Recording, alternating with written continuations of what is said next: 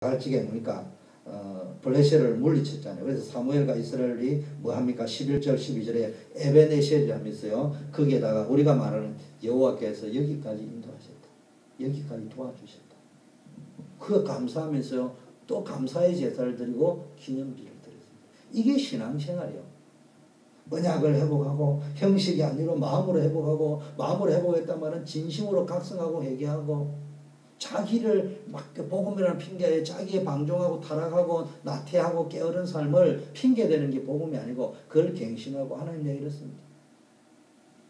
그러면서 뭡니까?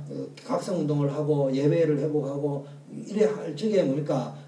무엇이 당장 문제가 오는 것처럼 보이고 막 그렇지만요. 뭡니까? 온전한 번제의 비밀을 가지고 있을 적에, 언약의 비밀을 가지고 있을 적에 하나님이 역사해가지고 블레셋과 싸워서 이긴 것이 아니고 하나님이 우레를 바라니까 블레셋이 저끼리 무너졌다는 거예요. 그러면서요. 감사하게 되죠. 이게요. 사무엘의 인생이었습니다. 자, 그러면서 결과적으로 뭡니까? 언약의 사람, 기도의 사람 사무엘이 사는 동안에는 블레셋이 완전히 굴복해가지고요. 평화의 시대가 왔다. 그러면서요. 이스라엘 지경 안에는 들어오지도 못했고요. 사무엘이 사는 동안에 하나님 막아주셨고요. 그 다음에 뭡니까? 그동안에 블레셋 사람이 이게 이스라엘이 빼앗겼던 모든 땅을 다 회복해요. 이게 사무엘이에요. 우리가 모든 지경을 회복해야 돼요. 잃어버렸던 초대교회의 모든 것, 여러분 가정의 모든 것, 인생의 모든 것 다 찾아와야 됩니다. 그러면서요. 전쟁이 거치고 평화의 시대가 왔단 말이에요. 그러면서 사무엘이 이스라엘을 다스립니다. 15절 오늘 읽은 거. 그걸 어떻게 했냐. 오늘 15절에 보니까요. 사무엘이 뭡니까? 16절에 해마다 베델과 길갈과 미스바. 길갈은 여러분 길갈 하면 어디가 생각나요? 엘리사가 엘리야를 따르러 갈 적에 길갈해 가지고 갑절에 영감을 주셔야 할 적에 또 베델 야곱이 기도하던 거, 엘리사가 엘리야를 따라가던 거, 미스바 이 중요한 언약에 있는 장소를 뭡니까? 순회를 하면서요. 1년에 3군데를 순회를 하면서 뭡니까? 이스라엘을 다스렸다고 했어요. 근데 더 중요한 것은 뭐로 다스렸다고요? 기도로 다스렸다. 근데 오늘 읽은 부분에는 베델, 길갈, 미스바가 제일 키인데 오늘은 자기가 사는 집이 라마에 있기 때문에 집으로 돌아왔는데 거기서도 성경은 이스라엘을 다스렸다. 도대체 그게 뭔 말이에요? 나라를 다스리는데 다스리는 수도가 있어야지. 근데 기도로 다스렸다. 거기서 여호와를 위하여 단을 쌓았더라. 그 예배 중심으로 기도 중심으로 이스라엘을. 그럼 여러분 기도하면요 가정이 다스려지는 거예요. 기도하면은요 나의 인생이 다스려지고 나라가 다스려요. 기도로 세계를 움직이고 기도로 나라를 움직이고 기도로 가정을 움직이고 기도로 내 자녀를 움직인다. 이게 머리가 아니고 진짜 체험이에요. 세 번째 사무엘이 이제 인생 마지막은 어떻게 했냐. 아들을 사사로 세웁니다. 요엘과 아비야를 선지자로 세우죠. 근데 여러분 알다시피요 아들이요 뇌물을 먹습니다. 이게 지금 사무엘도 뭡니까? 이게 자식 농사가 지금 제대로 안 되는 거예요. 그 우리가 자식 교육에 대해서 진지하게 한번 주셔야 돼요. 하나님의 은혜를 구해야 돼요. 그 하나님께 기도하는 수밖에 없어요.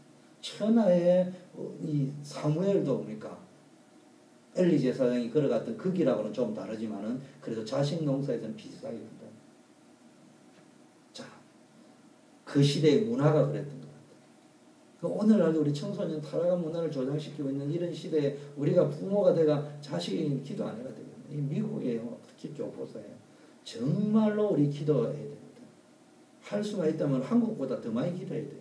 기도도 해야 되고 수요 기도도 되고 금요기도 더 많이 열심히 기도해야 됩니다. 그래야 미국을 이길 수 있습니다. 안 그러면 주님 앞에 가는 그날까지 여기는 미국이 옵니다. 이러면서 애프터 빌의 인생을 살다 끝나는 거예요. 그렇지 않으려면 정말로 기도 써. 사무엘이요 사울을 왕으로 세웁니다. 왕을 세웁니다. 마지막으로 사명을 감당하죠. 그 다음에요 왕을 세우면서 뭡니까? 백성 앞에 자신의 결백을 전가합니다. 하나님이 왕 세우는 걸 원하지 않는데 너네들은 자꾸 왕을. 여러분 사사시대의 종결이 자기 속인이 옳은 대로라고 이야기했죠. 그런데 옳은 대로 행했다고 사사기 마지막 절에도 적혀 있는데 사무엘이 오면 이 사사기가 연장이 어떻게 되느냐면요. 다른 블레셋이나 가나안에는 보니까 왕이 있단 말이에요. 근데 우리는 왕이 없단 말이에요. 그 이스라엘 백성이 다 하는 말이 뭐냐? 우리가 왕이 없어서 전쟁이 터진다 이거예요. 우리가 왕이 없어가지고 어려움이 온다 이거예요. 자꾸 틀린 이야기를 한다니까요. 성경은 뭐라고 했냐? 그들이 여호와를 버렸기 때문에 전쟁이 오고 기근이 온다. 문제가 온다. 그들이 하나님을 떠나서 우상을 섬겼기 때문에 하나님을 버렸기 때문에 문제가 왔다고 이야기하는데 이스라엘 백성은 왕이 없기 때문에. 그래서 뭐까지 심지어는 이야기냐? 사무엘이 아들을 사사로 선지자로 세웠는데 요엘과 아비야가 뇌물을 먹고 있으니까 그것까지도요. 너네 아들이 벌써 뇌물을 먹고 있지 않냐. 그게 왕을 세워야 돼. 모든 거 왕 세워야 되는 쪽으로 다. 우리하고 똑같아요. 우리가요. 자꾸 영적인 이야기 안 하고 세상적인 거 가지고 뭐가 없어서 그렇다 뭐가 없다 그런다 모든 거 그쪽으로 다 연결시켜요. 그래서 사무엘이 사울을 왕으로 세우면서 나는 결백하다. 좀 이따 설명했어요. 너네들이 뭘 책망하냐. 이스라엘 백성의 중심이 왕을 세우는 게 문제가 아니고 너희들이 하나님을 우리의 왕으로 모시기를 싫어한다. 그래서 너네들이 왕을 세워달라 했으니까 하나님도 억지로 왕은 언제 아니면 너네들이 세워달라 했으니까 너희 세워줬는데 두고 봐라. 그 왕이 하나님을 온전히 섬기면 다행인데 온전히 안 섬기면은 너네들이 왕에게 왕을 두었다가 왕이 너를 보호하는 게 왕이 너를 핍박하고 왕이 너를 어렵게 하면 어떻게 할 거냐. 그러니까 너네들이 전심으로 또 왕을 세워달라 세워줬으니까 일단 막 그것까지는 용서할 테니까 전심으로 주님을 바라봐라. 우상 섬기지 말고 다시 또 이야기하는 거예요. 그러면서 뭡니까? 나는 그래도 이스라엘의 여호와 앞에 기도를 쉬는 죄를 범하지 않겠다. 또 15장인데 사울왕을 책망합니다. 사울의 가문이 망할 것을 예언하죠. 그러면서 다윗을 왕으로 세웁니다. 사무엘 사역의 최고 사역이 뭐요? 미스바 사역인데 그 미스바 사역의 최고의 열매가 뭐요? 다윗을 세웁니다. 그리고요 19장에 보니까 이게 뭐 신학교로 해야 될지 뭐 할지 모르지만요. 이게요 그냥 공부 가르쳐 주는 게 아니고 그게 성령이 임합니다. 예언이 임하는 거예요. 사울 이제 다윗이요 기름을 붓고 나서요 사울 왕이 나중에 뭡니까 다윗을 잡으려고 하잖아요. 그런 게 아니에요. 이게 다윗이 어디로 라마요시라고 하는 사무엘이 있는 동네로 피신레가 있습니다. 그러니까 사울이요 가서 잡아오라고 이야기합니다. 근데 잡으러 왔는데 사무엘이 기도를 얼마나 세게 했는지 그쪽이 흑암이 긋겨버린지 다윗을 잡으러 왔던 사무엘의 신하가 거기서 예언을 하는 게 성령 감동입니다. 그래 돌아가서 보고를 했어요. 그러니까 사울이 또 노발대가 또 보내서 두 번째 이 사람이 또 예언을 한 거야. 또 돌아간 거야. 그 세 번째가 아니까요. 세 번째 왔는데 또 예언을 한 거예요. 네 번째는 사울이 직접 왔어요. 성경에 나중에 읽어보면요. 19장에 읽어보면은 사울이요 벌거벗고 예언을 합니다. 들어누워가지고. 그래서 역사에 사울도 선지자에 속하냐 이런 말이 있다. 사무엘이 예언을 했기 때문에 사울이 예언을 했기 때문에 그만큼 뭡니까 영권이 씌었단 말이에요. 25장 1절에요 사무엘이 죽을 때 백성이 애도했다. 이게 간단하게 생각하는 문제가 아니에요. 죽고 나면 백성이요 웃는 것도 있어요. 잘 죽었다고. 일찍 죽어야 되는데 이런 인생 되면 안 된다고. 사무엘이 죽고 나면 백성이 애도했다는 말은 이거 어떻게 할 거냐. 자 사무엘상 12장은요 백성 앞에 아까 다시 말하죠. 자신의 결백함과 왕을 세우려고 요구한 것에 대한 책망을 합니다. 다시 설명했죠. 그러나 그렇임에도 불구하고 헛된 우상을 쫓지 말고 전심으로 여호와를 이스라엘의 주인으로 섬기면은 여호와께서는 너희로 자기 백성 삼으신 것을 기뻐하시기 때문에 그 크신 이름을 인하여 자기 백성을 버리지 아니할 것이다.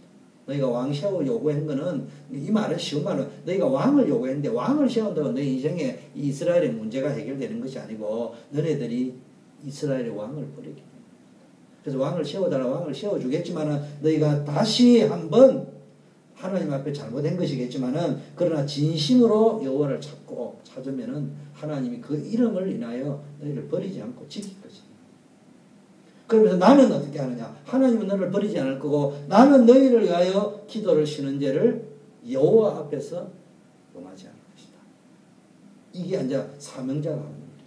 너네들이 하는 짓에서 마음에 안 들지만 너네들이 하는 것은 잘못된 일이지만 나는 계속 기도합니다.